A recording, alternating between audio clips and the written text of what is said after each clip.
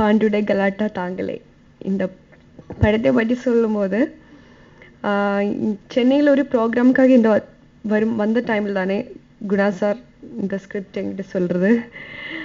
அப்போ இவ்வளோ டேட்ஸ் போதும், அந்த டேட்ஸ்குள்ளே எல்லாம் முடிச்சு தரா. அது கரெக்டு டேட்டில் வந்து முடிச்சு எனக்கு இன்னொரு ப்ரோக்ராம் வந்து எல்லாம் ஹெல்ப் பண்ணியிருக்கு சார். ரொம்ப நன்றி, தேங்க்ஸ் டு ஹிம். அதே மாதிரி ப்ரொடியூசர் சைலண்ட் சொல்லலாம். அங்கே வந்து எல்லாம் கரெக்ட், இந்த டேட்ஸில் எல்லாம் கரெக்டாக பண்ணியிருக்கு. கரெக்டாக பண்ணியதுனால இவ்வளோ வரைக்கும் வந்ததுன்னு நமக்கு தெரிஞ்சுக்க முடியும். அதே மாதிரி ஹீரோ நிதின் சத்யா அவங்க கூட தானே இருந்துச்சு ஒவ்வொரு சீன்ஸும் வந்து.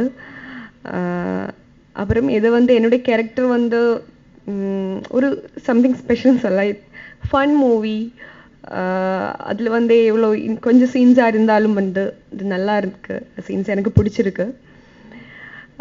அதே மாதிரி இப்போ சாங் பார்த்து இந்த ஒரு சாங் மட்டுமே கேட்டிருக்கு, அந்த சாங் மட்டுமே இருக்குது. நான் வந்து 3 songs இருக்கு, அதில் வந்து 2 songs எல்லாம் எனக்கு பிடிச்சிருக்கு, ரொம்ப நல்லா இருக்கு. மியூசிக் டைரக்டர் அவங்க நன்றி சொல்லுது, நல்லா பண்ணியிருக்கு அவங்க வந்து. அதே மாதிரி இங்கே நடித்த எல்லா ஆர்டிஸ்ட்டுக்கும், அப்புறம் again director cool man Guna sir, அப்புறம் கேமராமேன் எல்லாருக்கும் நன்றி சொல்கிறது. கூடிய சீக்கிரம் இந்த படம் ரிலீஸ் ஆக போகுது, நீங்கள் எல்லாரும் சப்போர்ட் பண்ணணும். இந்த பாட்டு வந்து என்னுடைய பிரதர், இது எனக்கு ஜூனியர், ஆகுது என்னுடைய ஸ்கூல் ஜூனியர் அவர் லெனின் சொல்லிட்டு, அவரும் இதில் நல்ல பெரிய கேரக்டர் பண்ணியிருக்காரு. லெனின் வந்து என்கிட்ட கேட்டார், இப்போ வந்து பாட்டு ஒன்று எழுதணும் பிரதர் அப்படின்னு சொல்லிட்டு. உடனடியாக 2 டைரக்டர் நான் பார்க்குறேன் அப்படின்னு சொல்லிட்டு 2 பேரும் பெரம்பூரில் சந்தித்து பேசினோம். அப்போ கேட்டப்போ சொன்னார், இது வந்து லவ் ஃபெயிலியர் சாங்கோ ஒயின் ஷாப் சாங்கெல்லாம் கிடையாது, ஒரு அட்வைஸ் சாங் மாதிரி இருக்கும் அப்படின்னு சொல்லிட்டு என்கிட்ட சொன்னார். உடனே நான் வந்து அப்போ அவர் டைரக்டர் கேட்டார், இது வந்து நல்ல ஒரு கருத்து கொண்டு போகணும், ஆகையில் வந்து ரீமேக் சாங்காக இருந்தால் நல்லாயிருக்கும் அப்படின்னு கேட்டார். அவர் 2-3 பாடல் சஜஸ்ட் பண்ணார். மியூசிக் டைரக்டர் சுகுமார் அண்ணா 2-3 பாடல் சொன்னார், நானும் 2-3 பாடல் சொன்னேன். கடைசியாக பார்த்தீங்கன்னா இந்த வெள்ளை காக்கா மல்லாக்கா பறக்குது அந்த பாடல் வந்து இதுக்கு வந்து சூஸ் பண்ணி நம்முடைய பிரசாத், டெரிக், எங்களோட பிரதர்ஸ் அவங்களாம் வந்து இதுக்கு ரிதம்லாம் சுகுமார் சார் கூட சேர்ந்து நல்லா கம்போஸ் பண்ணி தந்தாங்க. பாடல் பாடுறப்ப நல்லா என்ஜாய் பண்ணோம். அதன் பிறகு பார்த்தீங்கன்னா ஒரு 15 நாள் கழித்து வந்து இந்த பாட்டுக்கு நீங்கள் விஷுவலில் வரணும் அப்படின்னு சொல்லி சொன்னாங்க. சரி நான் வரேன் அப்படின்னு சொல்லிட்டு நான் அந்த விஷுவல் வந்து கூட இருந்து நான் வந்து பண்ணி தந்தேன். அதனால் எனக்கு ரொம்ப பிடிச்ச சாங்கு. இப்போ நாளையிலேருந்து நான் மேடையில் வந்து பாட ஆரம்பிப்பேன். இது வந்து ஒரு லவ் ஃபெயிலியர் அப்படின்னு சொல்ல முடியாது, ப்ரொபோசல் சாங்னு சொல்ல முடியாது, யாரையும் கலாய்க்கிற மாதிரி அப்படி சாங்னு சொல்ல முடியாது. நான் நிறைய வரிகள் எழுதி தந்தேன், ஒரு 4-5 சரணங்கள் இந்த பாடல் வந்து எழுதி தந்தேன்.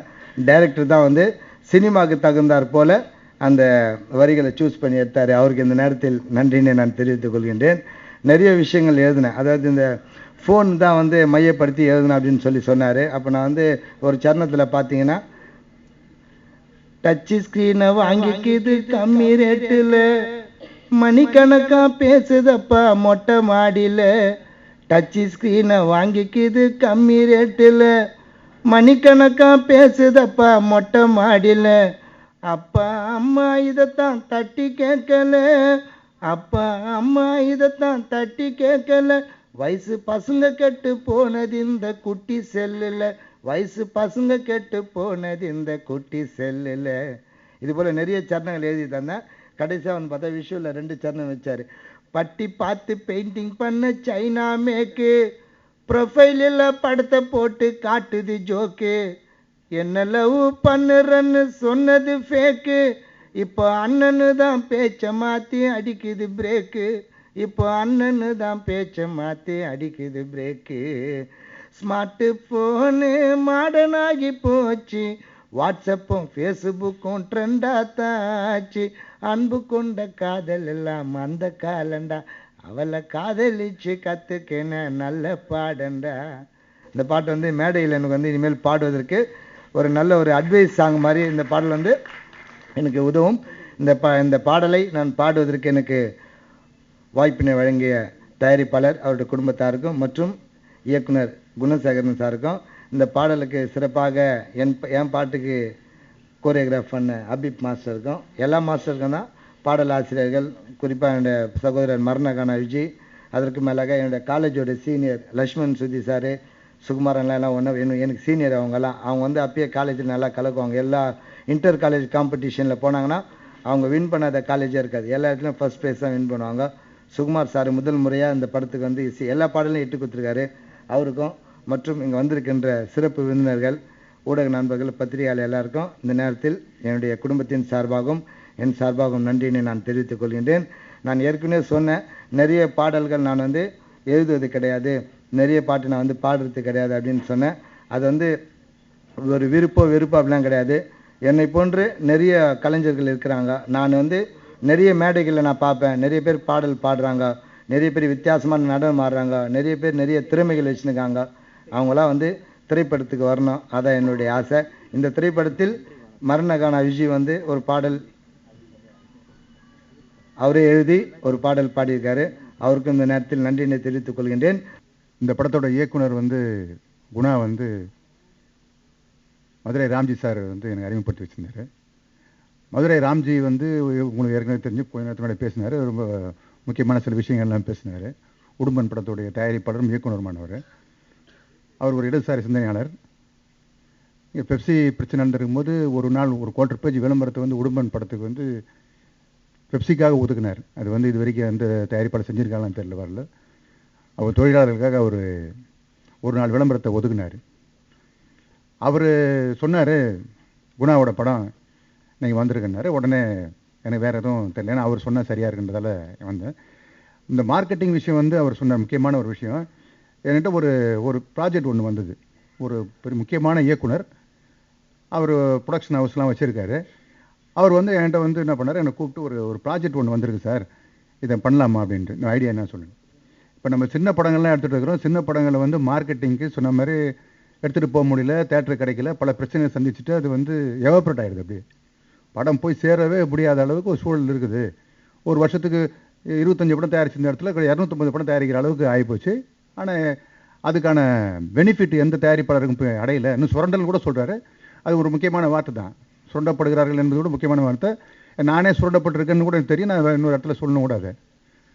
ஆனால் வந்து இப்போ டைரக்டர் வந்து என்ன சொன்னார், ஒரு ப்ராஜெக்ட் சொன்னால் வித்தியாசமாக இருந்தது சார். ஒரு மாதம் ஒரு படம், ஒரு பட்ஜெட் கொடுத்துருவாங்க, 2 கோடி ரூபாய் ஒரு படம். நீங்கள் வந்து ஆர்கனைஸ் பண்ணணும். ஒரு 12 டைரக்டர் 12 ப்ராஜெக்ட் உங்கள்கிட்ட கொடுத்துருவாங்க. நீங்கள் வந்து மாதம் ஒரு படம் வந்து 1ஆம் தேதி ஆனால் அந்த ஃபஸ்ட் வீக்கில் வந்து எங்களுக்கு கொடுத்துடணும் அப்படின்னு இப்படி ஒரு ப்ராஜெக்ட் என்கிட்ட வந்தது. எனக்கு வந்து என்ன, நான் ஒரு படம் எடுத்துகிட்டு அடுத்த படம் எடுக்கிறதுக்கு 1 வருஷத்துக்கு மேலே ஆகும்.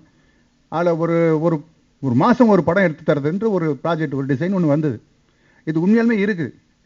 இந்த அப்போ வந்து அவங்க என்ன மார்க்கெட்டை கணக்கில் எடுத்திருக்காங்க, ஒரு மார்க்கெட் இருக்குது, அந்த மார்க்கெட்டுக்காக தான் இந்த ப்ராஜெக்ட் வருது, பணத்தை வந்து 50% அட்வான்ஸாக பே பண்ணுறேன்னு சொல்லி சொன்னாங்க அப்படின்ற ஒரு விஷயம் ஒன்று வந்தது. நான் எதுக்கு சொல்கிறேன்னா, இப்படி ஒரு மார்க்கெட் இருக்குது, அது விற்க தெரியல, நம்மளுக்கு வாங்கிக்க தெரியல, அது கலெக்ஷன் நம்மளுக்கு எடுக்க தெரியல. நம்மக்கிட்ட ஒரு பொருள் இருக்குது, அந்த பொருள் ஒரு முக்கியமான பொருள். இப்போ திடீர்னு இப்போ டெல்லி கணேஷ் பேசுகிற வாட்ஸ்அப்பில் இது கேட்டது ரொம்ப வருத்தமாக இருந்தது. 3 கோடி ரூபாய் படம் எடுத்தாங்கன்னா என்ன உப்மா கம்பெனின்னு சொல்கிறாங்க. 3 கோடி ரூபாய் ரொம்ப மிகப்பெரிய பணம் தான். அந்த பணத்தை திருப்பி எடுக்கிறதுக்கு தெரியறதுக்கு ஒரு பெரிய யுக்தி வேணும். அந்த மார்க்கெட்டிங் யுக்தி தெரிஞ்சால் தான் இது உள்ள சரியாக சர்வே ஆக முடியுன்ற ஒரு சூழல் இருக்குது. இது வந்து ஒரு குறிப்பாக பத்திரிகையாளர் சொல்ல வேண்டிய, அந்த 12 ஒரு மாதத்துக்கு ஒரு படம் கூட கொடுக்கறதுக்கு ப்ராஜெக்ட் இருக்குது. அதை நம்ம எப்படி யார் அதை ஹேண்டில் பண்ணுறாங்கன்ற பொறுத்து தான் அதில் ப்ராஃபிட் இருக்குது அப்படின்றது நான் எனக்கு தெரிஞ்சது ஒரு உண்மை. அப்புறம் கானாவை பற்றி என்கிட்ட சொல்ல வரும்போது சொன்னாங்க, கானாவை பற்றி கொஞ்சம் சொல்லுங்கன்னு. கானா மரணகானா விஜயும் சரி, பாலாசாரியும் சரி, நான் சரியாக பயன்படுத்தலை. நான் வந்து கானாவில் ஆர்வமானவன். அது விஷயமா நிறையா நான் சேகரிப்பேன். அது கானான்றது வந்து சில சமயம் சொல்கிற மாதிரி ஏதோ ஒரு ஃபில்த்தி சாங் கிடையாது. அது சென்னையுடைய ஹார்ட், அது அப்படியே சென்னையுடைய இதயம் அது. ஏன்னா அந்த வார்த்தைகளை வந்து மரண கானாவில் வந்து சரி, இங்கே பாடுற கானா இது இருக்கு இல்லையா, அந்த வார்த்தைகளை வந்து பெரிய கவிஞர்களே எழுத முடியாத வார்த்தைகள் அது. அப்படின்னா அது உள்ளே இருக்குது. அது விஜயோட புக்கு படிச்சு பார்த்தா கூட தெரியும் நம்மளுக்கு. குறிப்பாக ஒரு வார்த்தை நான் சொல்கிறேன், படத்தில் போது நான் ஒரு கானா பாட்டை பயன்படுத்தினேன். அது ஏற்கனவே இருந்த கானா, யார் எழுதுனதுன்னு எனக்கு தெரியவே இல்லை. அது மாதிரி நிறைய பாடல்கள் அதில் வந்து என்ன, பெரிய கவிஞரை எழுத முடியாது அது. ஏன்னா 7 குறுக்கு 2 நெடுக்கு 4 ஆட்கள் வாகனம், 4 ஆட்கள் வாகனத்தில் நீ ஒரு நாள் போகணும், ஆனால் போய் தானே ஆகணும், நானும் கூட போகணும். இந்த 7 குறுக்கு 2 நெடுக்குன்றது வந்து பாட கட்டணுன்னு தான் தெரியும். பாட கட்டணும் அவனாக பாடின பாட்டு அது. அது வெறும் கவிஞனா ரூமில் உட்காந்து எழுதவே முடியாது. அது இன்னி வரைக்கும் 7 குறுக்கிற நடுக்கு தான். அது அவ்வளோ இது போல் வந்து சின்ன சின்ன சென்னையுடைய வரலாறையும் சின்ன சின்ன ஏகப்பட்ட மக்களுடைய துயரங்களையும் எல்லாத்தையும் அடக்கி வச்சிருக்குது கானா. அது இப்போ தான் கொஞ்சம் கொஞ்சமாக வெளியே வர ஆரம்பிக்குது. கானா விஜய் சரி கானா பாலா போன்றவங்க மூலிமா அதெல்லாம் வெளியே வரணும். வந்தால் சென்னையோட இன்னொரு டைமென்ஷன் தமிழ்நாட்டு முழுக்கும் உலகத்துக்கும் தெரியும். அதில் இந்த படத்தில் நிறைய கானா யூஸ் பண்ணதால் நான் அதை சொல்கிறேன். இந்த படம் வந்த பிறகு சென்னையின் கானா இன்னொரு லெவலுக்கு போனால் ரொம்ப சந்தோஷம் எனக்கு. நன்றி, வணக்கம். உண்மையிலே ஒரு கலாட்டாவான படமாக தான் இருக்குங்கிறது வந்து அந்த ட்ரெய்லரையும் அந்த பாடல்களையும் பார்க்கும்போது தெரியுது. பாண்டியோட கலாட்டா உண்மையிலே தாங்காதோன்னு நினைக்கிறேன். அந்த அளவுக்கு தான் இருக்குது. ஆனால் இந்த படத்தினுடைய இயக்குனர் என்கிட்ட அசோசியேட்டாக இருந்தவர் குணசேகரன் ரொம்ப ஒரு குறும்புத்தனமான ஒரு வேலை பண்ணியிருக்காரு. பாண்டியோட கலாட்டா தாங்கலைன்றாரு. ப்ரொடியூசர் பேரை பார்த்தா பாண்டியான், வீரபாண்டியான். வீரபாண்டி சாரோட கலாட்டா தாங்கலைங்கிறத தான் அவர் பாண்டியோட கலாட்டா தாங்கலை அப்படின்னு வச்சுருக்காரு.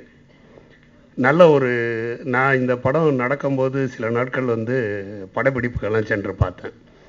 எனக்கு இந்த படத்தில் ரொம்ப பிடிச்ச ஒரு அற்புதமான ஒரு விஷயம், அதாவது இது மாதிரி திடீர்னு ஒரு நாள் குணா ஃபோன் பண்ணி சொன்னாப்புல, இது மாதிரி வந்து நான் படம் பண்ண போகிறேன்னு அப்படின்னு. சரின்னு ஆஃபீஸ் வாங்கினாரு. ஆஃபீஸ் போய் பார்த்தேன். எடுத்து ஒரு புக்லெட் எடுத்து கையில் கொடுத்தாரு. கிட்டத்தட்ட ஒரு 30 பக்கங்கள் போட்டு ஒரு நாளும் எங்கே ஷூட்டிங்கு, யார் யார் ஆர்டிஸ்ட்டு, அதுக்கு என்ன செலவு, ரொம்ப ஆச்சரியமாக இருந்தது. குணா என்னடா நீனா இப்படி மாறிட்டா, அது என்னட்டேருந்து வந்திருக்க, நீ இப்படி பண்ண ஆரம்பிச்சனா நாளைக்கு என்னடா இது மாதிரி புக்கு கேட்பாங்க அப்படின்ற மாதிரி அற்புதமாக அப்பயே நான் சொன்னேன், இதிலே உன்னுடைய வெற்றியின் முத்திரை வந்து இங்கேயே ஆரம்பமாயிடுச்சு. முதல் முத்திரை வந்து டெஃபினட்டாக இது வந்து சக்ஸஸ் ஆகும். ஏன்னா வந்து பட்ஜெட்டுங்கிறதுல வந்து கரெக்டாக நீங்கள் ரொம்ப ரெஸ்ட்ரிக்ட் ஆகி வந்திருக்கீங்க அப்படின்னு.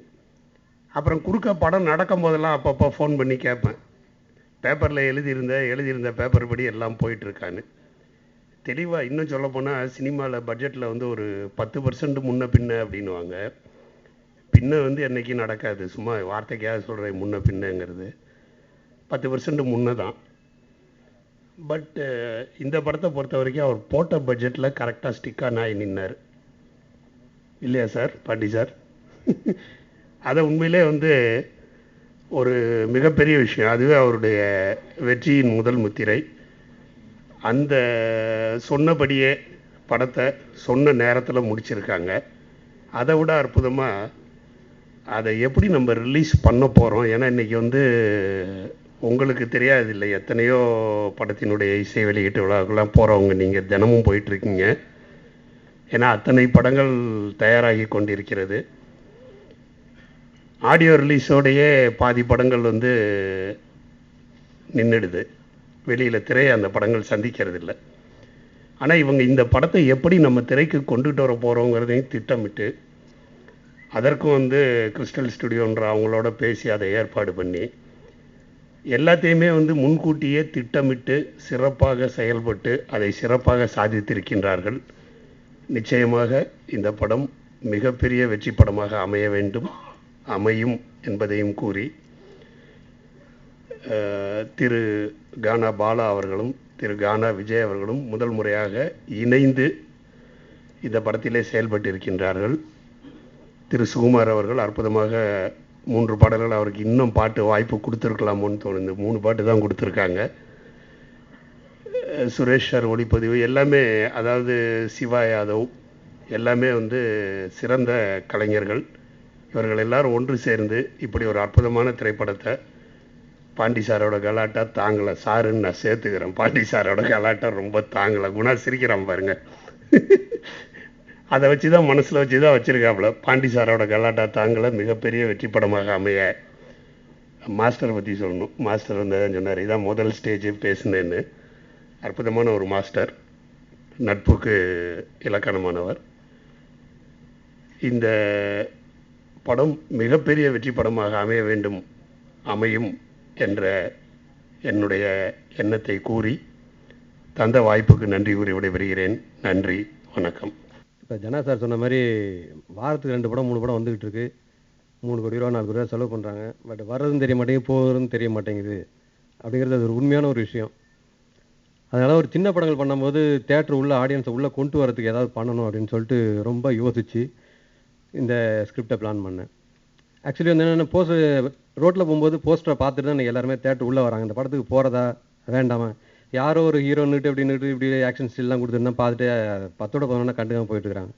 ஸோ போஸ்டரை பார்த்துட்டு உள்ளே வரணும், அந்த போஸ்ட்டில் ஏதாவது ஒரு விஷயம் இருக்கணும் அப்படின்னு பிளான் பண்ணி தான் இந்த படத்தில் வந்து இவ்வளோ டிசைன்ஸ் பார்த்தீங்கன்னா தெரியும். எல்லாமே வந்து ஒரு குரங்கு கட்டையை வச்சு நிற்கிது, ஒரு பேய் பறந்து நிற்கிது, பறக்கிற பேய் மயில்சாமி சார் பறக்கிறார், கம்பம் மீனாக பறக்கிறாங்க. இப்படி போஸ்ட்டில் இதெல்லாம் பார்த்தோன்னா இது உள்ளே ஏதோ இருக்கும் அப்படின்னு, இவ்வளோ காமெடி ஆர்டிஸ்ட் இருக்காங்க, ஏதோ ஒரு விஷயம் இருக்குன்னு சொல்லிட்டு அவங்கள தேட்டர் உள்ளே கொண்டு வரதுக்கான ஒரு வேலைகளை இந்த ஸ்கிரிப்ட் உள்ளே கொண்டு வந்திருக்கோம். அப்படி தேட்டர் உள்ளே வந்த பிறகு உட்காந்து பார்க்குற ஃபஸ்ட்டு ஃப்ரேம்லேருந்து கடைசி ஃப்ரேம் வரைக்கும் இன்ட்ரெஸ்டிங்காக மிக மிக காமெடியாக இந்த படம் போய் முடியும்.